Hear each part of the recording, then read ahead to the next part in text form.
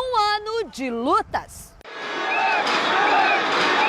de esperança, Será que eu nunca vou ser um medalhista olímpico? de justiça. Os agentes levaram cerca de meia hora no apartamento e veio a confirmação. Sérgio Cabral estava preso. E de derrotas.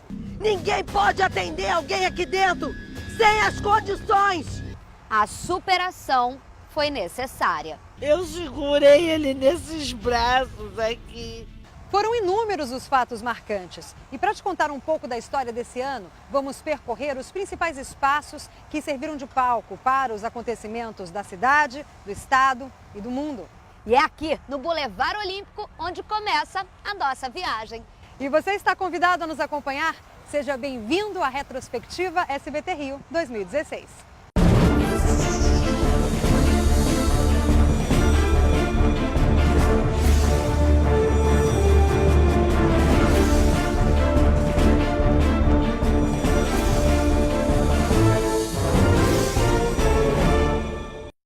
O Boulevard Olímpico, aqui no coração do Rio de Janeiro, foi com certeza o cenário mais carioca da Olimpíada.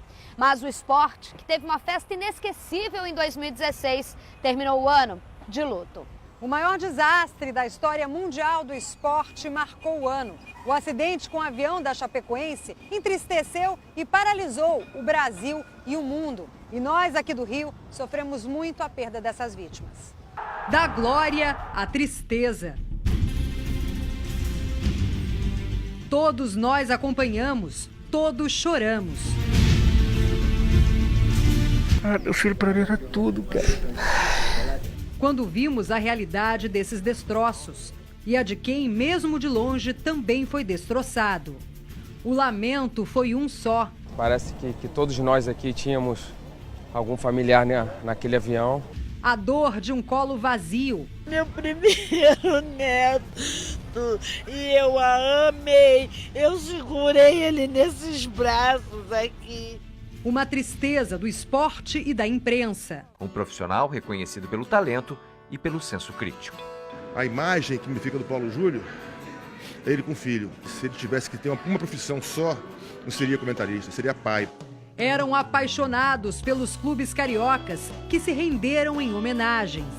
Foi um dia em que a estrela do Botafogo se multiplicou.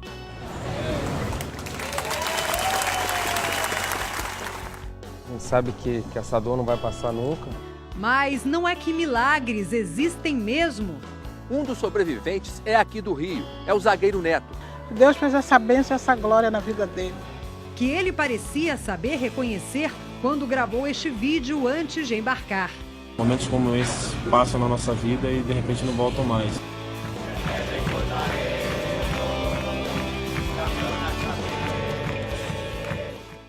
A Guerra Civil Carioca também matou. Em apenas um dia de tiroteio, 11 pessoas morreram. Entre elas, 4 policiais militares experientes. Eles sobrevoavam a Cidade de Deus quando o helicóptero despencou do ar.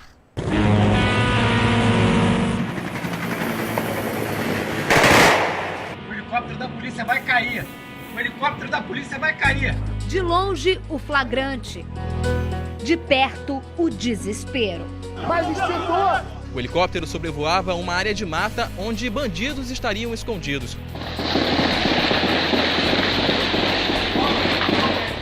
Quatro oficiais que estavam na aeronave morreram. Todos eram experientes.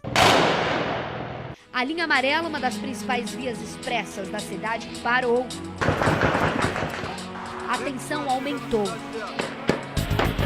Perto da linha, uma área de mangue da favela, outros 7 mortos foram encontrados. Meu filho tá aí dentro no mato! Morto! Morto! Foram os próprios moradores que removeram os corpos. Acabamos de achar mais um corpo de um jovem aqui. Cadê a passagem? Estamos retirando. Eles foram executados assim, ó. Assim, ó.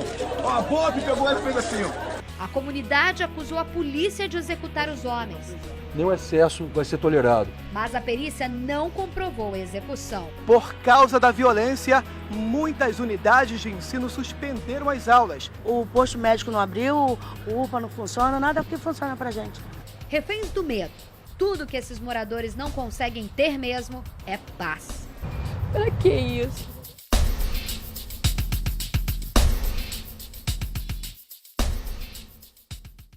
A polícia do Rio sofreu vários golpes. Um deles aconteceu aqui no Hospital Souza Aguiar. Um dos bandidos mais procurados do Rio foi resgatado por comparsas de dentro da unidade. A fuga mexeu com os brios da PM, que 3 meses depois o encontrou e matou. Complexo do Salgueiro, São Gonçalo. O lugar foi o último de uma série de esconderijos do traficante Nicolas Pereira de Jesus, o Fat Family. Havia chegado ao fim a busca por um dos bandidos mais perigosos do Rio. O traficante foi cercado por mais de 30 policiais no meio da mata. A captura de Fat Family era uma questão de honra para a Secretaria de Segurança. Os marginais ficaram brincando com a gente.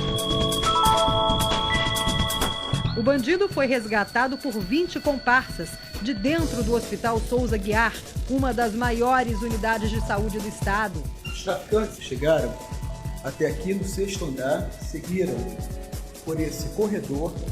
Logo mais à frente estava internado o traficante Fat Family.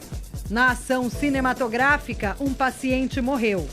A história trouxe à tona um problema antigo: para onde levar presos que precisam de atendimento médico. Medo de morrer, a gente vive em pânico agora.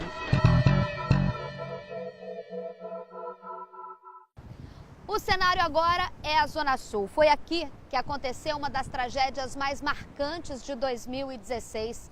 Parte desta ciclovia onde eu estou agora desabou. O que deveria ser um legado da Olimpíada, em apenas 3 meses, se revelou uma mancha na nossa história. Parte da ciclovia caiu. Dos quase 4 quilômetros de ciclovia, 50 metros vieram abaixo. A câmera de um ônibus registrou a tragédia. Quebrou lá. Quebrou também. 2 pessoas morreram. Poderia ter sido eu e não tá aqui para falar com vocês. O engenheiro Eduardo Marinho Albuquerque, de 54 anos, tinha saído de casa para correr. Ronaldo Severino da Silva tinha 60 anos e era gari na Rocinha, onde também morava. Não é fatalidade, é mais do que isso. Aqui, bem ao lado, fica a ciclovia, que era para ser um legado da Olimpíada. A obra custou 45 milhões de reais e estava cheia de falhas. Hoje é tempo, custo e dinheiro. 14 pessoas foram acusadas de homicídio culposo e ficou uma dúvida diante de tanta tristeza. Como carioca, como cidadã, a gente pagou uma fortuna. É isso mesmo que a gente queria com esse dinheiro ser construído? A gente não opina em nada, a gente não tem opinião. O choque de um desastre, o choque de uma crise. As decisões tomadas aqui do lado de dentro do Palácio Guanabara transformaram a cidade em um caos. Em março, o governador Luiz Fernando Pezão se licenciou do cargo para tratamento de um câncer.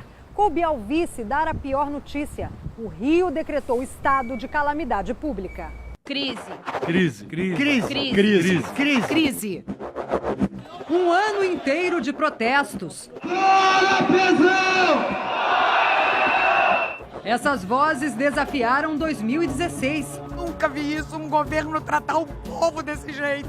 Não tem saúde, não tem educação. E perderam. É caos na saúde, greve de professor, escola invadida, terceirizado parado, Pedro Ernesto fechado, arresto de conta, manifestação, passeata, confusão, sai de cena, Pezão, entra Dornelles e... salário atrasado, é claro. O Estado colocou a culpa na queda da arrecadação dos royalties do petróleo e na recessão do país. Nem todos se convenceram. Penalizar o pobre, depois de 10 anos à frente do governo do Estado, sabe, de termos torrado fortuna de verba pública em megas eventos esportivos e agora apresentar a conta para o servidor público, para o necessitado, é uma obscenidade. O governo abriu mão de arrecadar bilhões de reais de empresas. A dívida do Estado, então, endividou o servidor. Humilhados. É um assalto praticado nos nossos vencimentos. Para tentar consertar o estrago, o governo criou um pacote de medidas. Esse é o pacote da morte, porque ele representa morte para a vida de 154 mil famílias pobres. Tinha de tudo, até cobrar mais impostos do funcionalismo. No fim das contas, a voz das ruas surtiu algum efeito. Não há consenso entre os deputados. Eu devolvo para que o Estado tenha como fazer a folha de pagamento do mês de janeiro. Isso é só para dizer que a gente vai poder comprar um panetone Se der, né? Porque tem tanta conta para pagar, tantos juros para pagar, que não vai dar para pagar nem para nem pro Netone. A gente sentiu na pele as consequências da falência na saúde e na segurança. O Estado vive uma grave crise, não consegue ter um calendário definido de pagamento dos funcionários. Ninguém pode trabalhar sem salário. Ninguém pode atender alguém aqui dentro sem as condições. Tá difícil, nós estamos passando necessidade. Eu tenho 2 filhos, um de 3 e outro de 16 anos. Estão com a minha mãe porque eu não tenho nem o básico para dar para eles. Está muito atrasado com seus fornecedores, os serviços estão degradados. Não tem nada, não tem médico, não tem remédio, só a farmácia está fechada. Não tem comida, nem para paciente, nem para funcionário praticamente. A família compra gás, compra os esparadrapo, pomada, ela está fazendo curativo. A segurança pública no Rio de Janeiro parece que não é prioridade. E se nada for feito, você terá uma grave crise social, ainda mais profunda. Eu queria que um deputado vivesse com o nosso salário.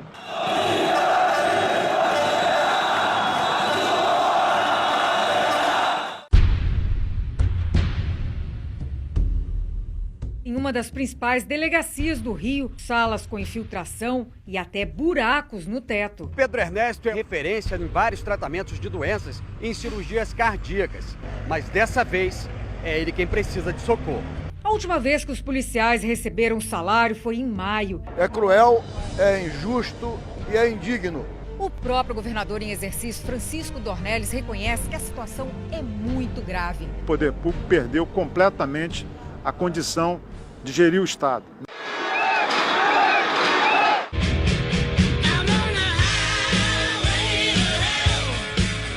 Nós somos trabalhadores, merecemos respeito. Eles não receberam a gente, mas nós não vamos desistir.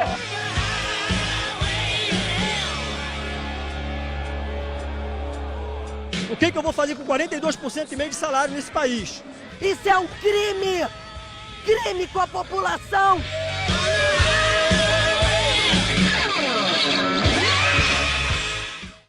E quem sempre mandou no Rio se viu num beco sem saída. 2 ex-ocupantes da principal cadeira aqui do Palácio Guanabara, sede do governo do estado, foram presos. Tudo isso em menos de 24 horas. Suspeito de compra de votos no norte do estado, o garotinho até sorriu durante a prisão. De repente, tudo mudou.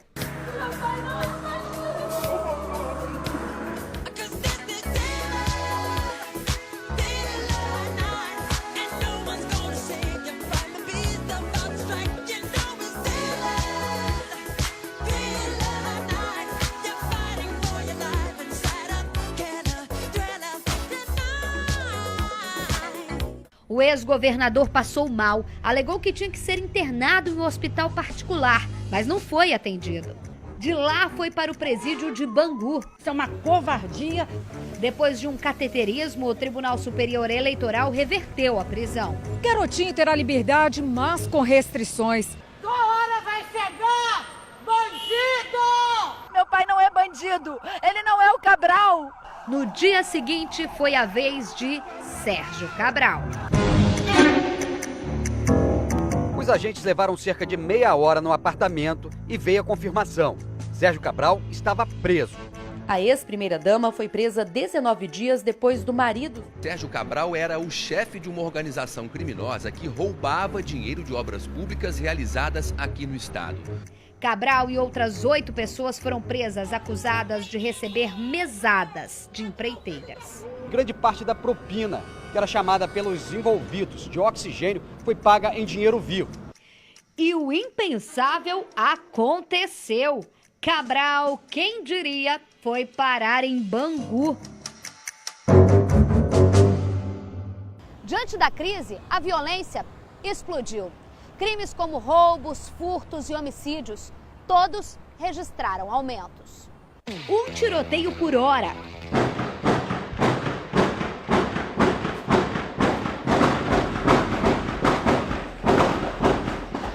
A cada 3 minutos, um caso de roubo. O uso de armas de guerra no Rio assusta. O estado é o que mais apreende fuzis. Nos acostumamos a flagrar criminosos com armamento pesado. Em junho, a médica Gisele Palhares foi morta numa tentativa de assalto. Foi ceifada por bandidos armados. A dentista Priscila Nicolau foi abordada por criminosos no Morro do Banco, na Zona Norte. O carro dela foi totalmente fuzilado. Bruna Lace de Freitas nem saiu de casa e se tornou uma vítima de bala perdida. A irmã viu tudo. A bala atingiu minha irmã. Em 24 horas, mais um caso. Daiane Brito foi morta na Baixada Fluminense. Daiane caminhava aqui pela rua Doutor Felipe Caldas quando foi baleada na nuca. A pequena Ana Beatriz Duarte, de apenas 5 anos, foi outra vítima. O turista italiano Roberto Bardella foi morto a tiros quando entrou por engano numa favela. Ele estava de férias no Rio, acompanhado de um primo que não foi atingido. Os bandidos ainda colocaram o corpo e o sobrevivente em um carro e rodaram com as vítimas por cerca de 2 horas dentro da comunidade. Nós vamos pedir ajuda para quem? Não tem autoridade. O Rio de Janeiro tá um nojo, uma vergonha, uma porcaria.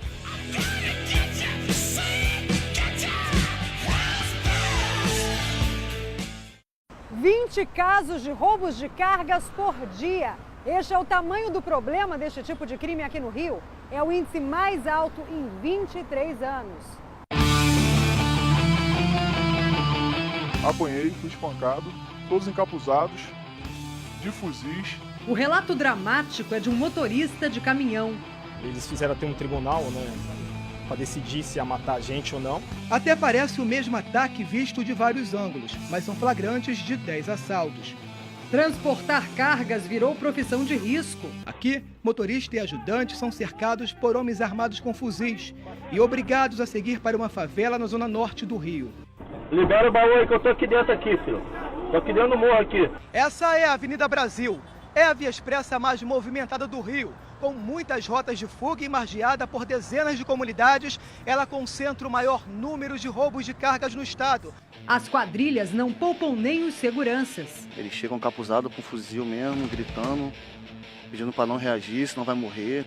Na Baixada Fluminense foi assim. A polícia mapeia a ação dos assaltantes, mas de nada adianta. A Secretaria de Segurança não está preocupada com o roubo de carga. Para quem ganha a vida com o transporte, a solução nem de longe parece ser o próximo destino. Chegaram a destravar o armamento na minha cabeça. Nessa hora só pensa na família, só pensa em retornar para casa. O mundo se chocou quando uma jovem de 16 anos denunciou que foi estuprada por mais de 30 homens dentro de uma favela.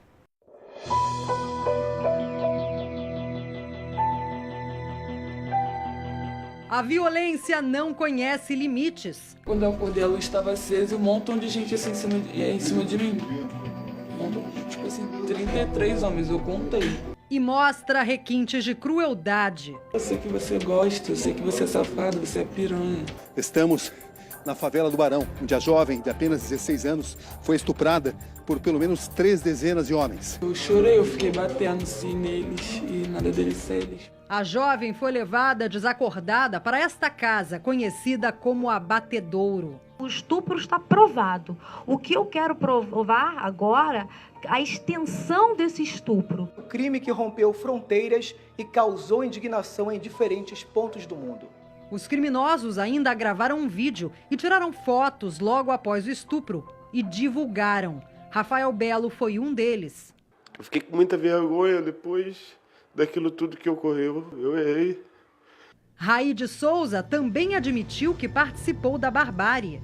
O ex-namorado da vítima, o jogador de futebol Lucas Perdomo, chegou a ser levado para o presídio de Bangu, mas foi liberado. A delegada responsável pelas investigações se mostrou favorável à soltura. Está provado aí que eu sou inocente. Após receber ameaças de morte, a vítima foi incluída no Programa Federal de Proteção à Testemunha. 6 homens e um adolescente foram indiciados. O caso chocou o mundo e, segundo especialistas, chamou a atenção para a forma como a mulher é vista na sociedade brasileira. Se dependesse de mim, ele seria punido com a pena de morte. Que eles sejam condenados e que seja uma pena exemplar e que sirva de exemplo. Crimes de racismo, crimes contra homossexuais. O ódio deixou um rastro de vítimas.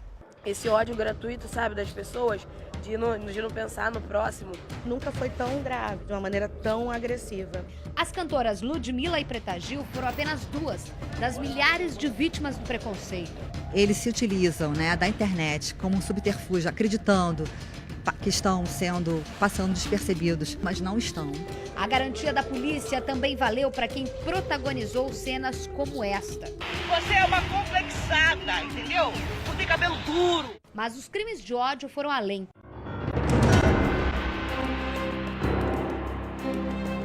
Diego Vieira Machado tinha apenas 26 anos quando foi atacado e morto no campus da Universidade Federal do Rio. Ele tinha a cor do alvo, ele se sentia um alvo. Só em junho, o estado do Rio de Janeiro registrou 7 assassinatos por homofobia. O preconceito que tinha dele ser do norte, dele ser gay, dele ser negro. Preconceito que não poupa nem as crianças. A pequena Titi, filha dos atores Bruno Gagliasso e Giovanna Eubank, também foi uma vítima. A lição veio do pai, que procurou a polícia. Racismo se combate com amor e justiça. E veja no próximo bloco a emoção de sediar a Olimpíada e os Jogos Paralímpicos. Não saia daí. Já, já.